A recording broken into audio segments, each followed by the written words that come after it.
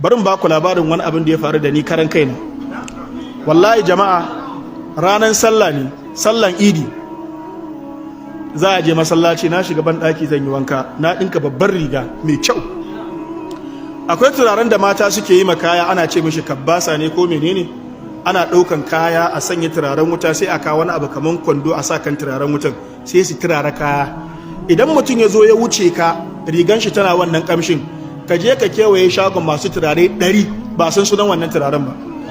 Wannan tiriri ne mutanen Maiduguri suka fara yin shi aslan, amma yanzu duk matan mu sun kwaikwaya suna yi. Ni ban san za a yi ba, ke da ya kamun ɗinkin babbar riga na da ajiye kayana akan gado. Na shiga ina wanka dan tana so ta burge ni, sai ta ɗauki wannan 'yan cikin da wandan ta sa akan wannan kwandon, ta haɗa wannan hayaƙin turaren wutan, ta kunna, ta ɗauko babbar rigan ta ɗaura a kansu, ta je ta ci gaba da hidimanta a filin gida. Ashe riga tun yana turaruwa har ya kama. Wallahi jama'a, 'yan cikin rigan nan ka san farin kaya da hayaƙi, wannan 'yan cikin rigan ya yi ja, ko kafin in fito wanka ɗauri ya dame ta, tana can tana hidimanta, ta shigo ta ɗaga babbar rigan, ta ɗaga wandan, tana ɗago 'yar cikin, sai ta ga ya yi ja, hankalinta sai ya tashi. Ka duba ka garin sallah na yi ɗinki na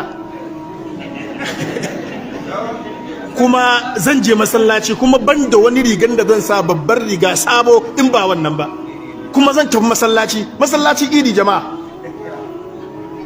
Wallahi kawai ina gaya muku, na fito na goge jiki, na ɗauko mai ina shafawa da confidence. Ni ma da na ga wannan abu na ji daɗi, na ƙanshin turaren ya da ke ni, na duba ma irin fantama wanda zan yi a masallacin idin nan. Wallahi malam ina gaya maka, sai ta gudu falo ta ki zuwa inda nake. Shiru ya aka yi ne ranke daɗe, ina tana zuwa ko sai naga tana hawaye, bai akuwa ya auku. Na ce me ya faru? Yau sallah. Ta ce wallahi na maka barna kuma wani irin barna? Sai ta ɗauki rigan sai ta mun haka. Wallahi jama'a, asali a zuciya na ji kamar an ɗauki mashi ne an caka mun a raina. To amma abu ɗaya shigo zuciya na, shine wa ashiruhunna bil ma'ruf. Sannan kuma duk mutumin da ya je kyautata maka sai ya maka kuskure, to karka hukunta shi. Ana ba da wani kissa na sha karanta ta dangane da Umar dan Abdulaziz. Umar dan Abdulaziz aka ce yayi baki sun zo wurinsa ana tattaunawa, yana da wata baiwa. Bayan an girka an hada abinci, dage-dagen naman akuya yasa aka yanka ma waɗannan baƙin, aka yi farfesu. Ta ɗauko an bata akushi tana kawowa, tana dab da Umar dan Abdulaziz sai ta tuntube, sai wannan miyan sai zube mishi akai. Ba a ci naman ba kuma ta bata shi, ran shi ya ɓaci, ya shiru ya kalle ta, yana tunanin wani irin laifi zai mata, ko sai ta ja mishi aya, wasari'u ila magfiratin min rabbikum wa jannatin arduha ka ardi samawati wal ardi uiddat lil muttaqin alladhina yunfiquna fi sarra wad darra wal kadhimina al ghaiza. Tana zuwa nan wal kadhimina al ghaiza, sai ya numfasa, sai ya haɗe fushin, sai ya saki fuskarsa, sai ta ce wal afina anin nas, masu yafiya, sai ce ke je na yafe miki na in taki, wallahu yuhibbul musinin, Allah yana son masu kyautatawa. Tana jan ayan yace na fasa fushin kuma na yafe miki, kina baiwa kuma na yan taki da ki, Allah ya miki albarka. Wannan yana cikin girmama wato jinsin mace. Wallahi sai na ce mu wannan mata, wannan ai ba komai bane. Nace ni da ya zamo jan wannan wurin sai ya zama min kwalliya, in sa wani nace wallahi shi zan sa. Na dauki wannan yar cikin haka da konannen jikin na sa, da wannan wandan da komai na sa, na ci gaba da hidima na, muka je masallaci aka yi sallar idi kuma na dawo. Amma maganan gaskiya shine zuciya ta soso, amma me yasa fuska da baki ba su furta kalma mara kyau ba? Saboda ganin darajar su matan da kuma duba garin menene aka samu wannan.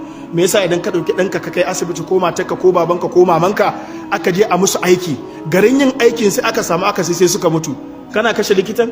Kana jin zafin shi? Ai ya je maka gyara ne, garin gyara ne kuma sai ya dace da ajali sai ya mutu, da haka kai ma sai ka yafe, ka kauda kai, ba da gangan bane. To wallahi mata daga cikin girmama su sune in suka maka kuskure, wato ka yafe musu. Ba shi daga cikin ɗabi'a irin ta Annabi Muhammad sallallahu alaihi wasallama shine matarka ta maka laifi, tana ka yi hakuri, ka yafe mun, na tuba, kana cewa ina wani mata sai ta mai laifi sai ta yi kwana 7 tana ba shi hakuri, wallahi ba zai yafe mata ba. 7 wallahi zai daina cin abincinta, ya daina kwanciya inda take, ya daina magana da ita, ya daina fira da ita. Abinda zai rika hada shi da ita kawai shine in zai shigo zai yi sallama, in zai fita ba zai ce mata na tafi ba, in na dawo ba zai ce mata na dawo ba. Shi na rantsi da Allah ba zan je asibitin nan ba. Likita ya ce ka zo, wallahi ba zan je ba, ke ba za ni ba. Wai mai wai shi yana kunyar likita ya ji na mijinki ta ce gashi nan. Ka girmama ta wallahi, ka girmama ta. Allah madaukakin sarki ya wadata duk wanda bai taba zuwa aikin haji ba, Allah ka bashi daman yaji. Ku je ku ga inda ake kishin mata.